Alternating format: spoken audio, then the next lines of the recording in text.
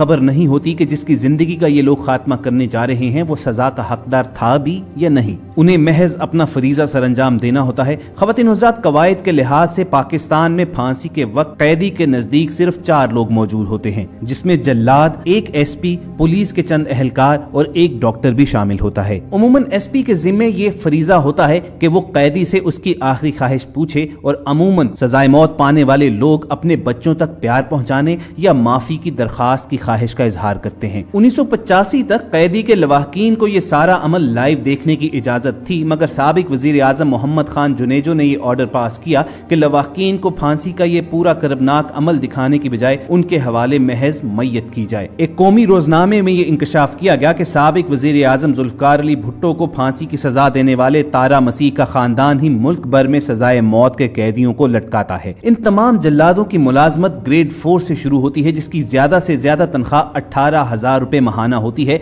मगर इन तमाम जल्लादों को एक फांसी के एवज 2,500 रुपए भी पे किए जाते हैं। रिपोर्ट में ये इंकशाफ किया गया कि इन जल्लादों की आईडीज इंतहाई खुफिया रखी जाती हैं। अवाम के इल्म में नहीं होता कि कैदी को सजाए मौत देने वाला शख्स कौन था, लेकिन इस कौमी जरीदे के रिपोर्टर ने जेल जराए का नाम जाहिर न करने की शर्त पर यह बताया कि जल्लाद का मेरिट यह है कि वो मुसलमान ना हो। रिपोर्टर ने एक जल्लाद के इंटरव्यू का हवाला देते हुए कहा कि जल्लाद के मुताबिक पाकिस्तान में आज तक सिर्फ मसीही लोग ही जल्लाद के तौर पर तैनात किए गए हैं। जल्लाद ने यह दावा किया कि फांसी देना एक टेक्निकल काम है और इसकी बाकायदा ट्रेनिंग दी जाती है। उसका कहना था कि यह हमारे खानदानी सतह पर सिखाया जाता है कि गिरा कहां पर लगानी है और रस्सा किस तरह का होना चाहिए। जल्लाद ने दावा किया कि हम हमेशा दाएं कान के नीचे नर्म जगह पर रस्सी की गिरा रखते हैं। ऐसी सूरत में कैदी की गर्दन का मनका टूट जाता है और उसकी जान जल्दी और आसानी से निकल जाती है, लेकिन अगर ऐसा ना हो तो उसकी गर्दन का मनका नहीं टूटता और उसका सिर्फ सांस रुकता है। चुनाचे वो दम घुटने से मरता है, ना कि गर्दन टूटने से,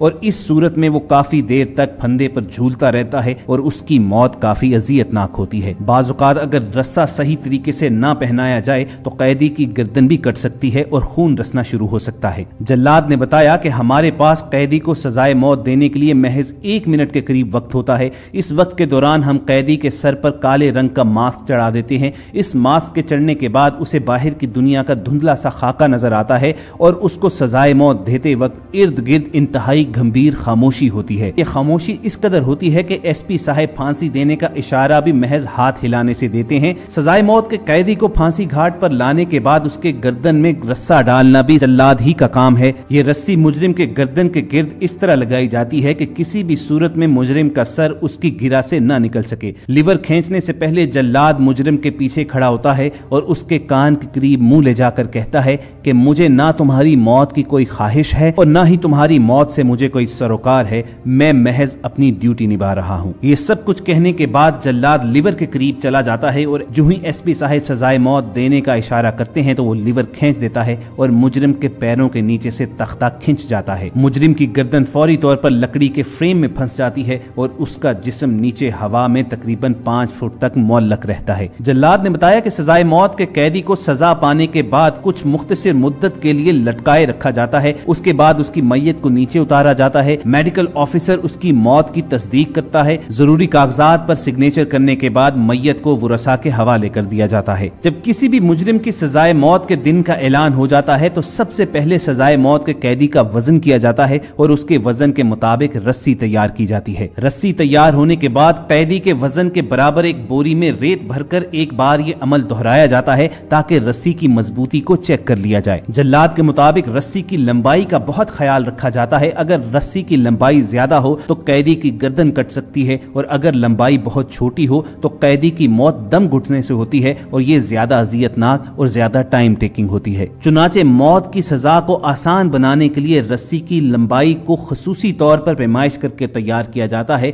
और इसे गर्म पानी में उबाल कर इसकी लचक और घुमाव को खत्म किया जाता है। रस्सी की गिरों को अच्छी तरह साबुन से नरम किया जाता है ताकि लटकने के साथ ही ये खूब कस जाए। जल्लाद ने इंकशाफ किया कि एक मर्तबा तो ऐसा हुआ कि इंतहाई मोटे शख्स को फांसी देते वक्त रस्सी ही टूट गई। ताहम ऐसी सूरत में ये पुलिस के जिम्मे होता है कि वो अध मरे हुए मुजरिम को दोबारा फांसी घाट तक लाए और दोबारा सजाए मौत का एहतमाम किया जाए। ये बात बिल्कुल गलत है कि अगर फांसी देते वक्त रस्सी टूट जाए तो मुजरिम की जान बख्शी कर दी जाती है। जल्लाद ने निहायत ही करबनाक इंकशाफ किया कि बाज़ औक़ात कम वजन वाले मुजरिम रस्सी से महज محض لٹکتے اور جھولتے رہتے ہیں اور ان کی جان نہیں نکل رہی ہوتی۔ ایسی صورت میں جلاد کو حکم دیا جاتا ہے کہ وہ نیچے جائے اور اس کے پاؤں پکڑ کر خود بھی اس کے ساتھ ہی لٹک جائے تاکہ رسی پر مناسب وزن پڑنے سے مجرم کی جان جلدی نکل جائے۔ جلاد کا کہنا تھا کہ پھانسی کے پھندے کے ساتھ ایک اضافی رسہ بھی لٹکایا جاتا ہے کیونکہ جج نے واضح طور پر فیصلے میں لکھا ہوتا ہے کہ جب تک جان نہ نکل جائے اس وقت تک لٹکایا جائے،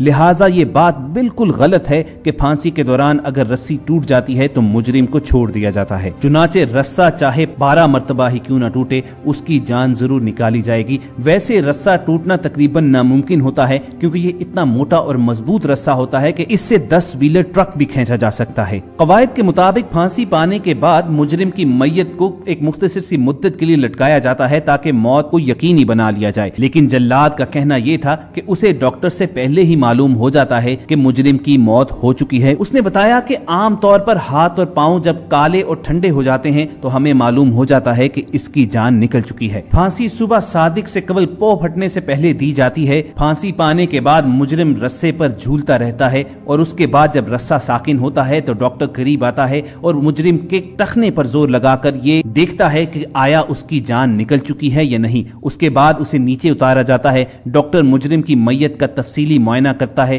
نبض دیکھی جاتی ہے اور اس کے بعد ڈاکٹر اس کی موت کی تصدیق کر دیتا ہے اور اس پروسیس کا آخری سٹیپ ہوتا ہے کہ میت کو ورثاء کے حوالے کر دیا جاتا ہے۔ جلاد نے بتایا کہ اس نے آج تک بے شمار دہشت گردوں، ٹاپ کے کرمنلز اور ڈاکٹر سے لے کر زندگی کے ہر شعبے سے منسلک افراد کو اپنے ہاتھوں سے پھانسیاں دی ہیں۔ اس نے یہ بتایا کہ اس نے اپنی زندگی میں وہ دن بھی دیکھا کہ جب ایک ساتھ ہی اس نے 5 افراد کو پھانسی دی تھی۔ اس نے اپنے کریئر کے دوران سب سے کم عمر پھانسی ایک 18-19 سال کے لڑکے کو دی تھی اور سب سے معمر فرد 55 سال کا تھا جسے اس نے پھانسی دی جو اپنے بھائی کے قتل کے جرم میں اندر ہوا تھا۔ جلاد نے بتایا کہ اس کی زندگی میں ایک ایسا شخص بھی تھا کہ جو سب سے نڈر واقعہ ہوا، جو لاہور ہائی کورٹ بم دھماکے میں ملوث تھا۔ اس نے ایک لمحے کے لیے بھی خوف نہیں کھایا تھا۔ اس کا نام محرم علی شاہ تھا۔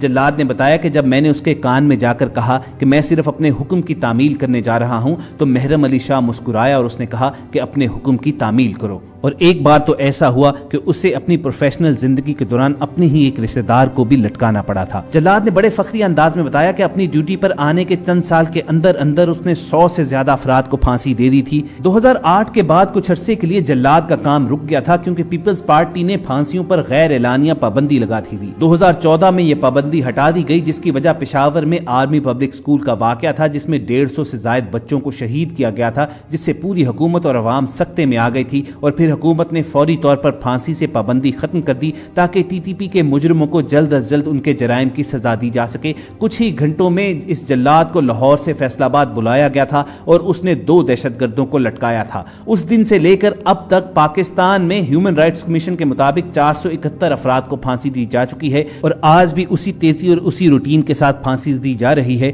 جس پر اکثر اوقات NGOز اور ہیومن رائٹس کمیشن والے احتجاج بھی کرتے ہیں اور پاکستان میں پھانسی کی سزا معطل کرنے کا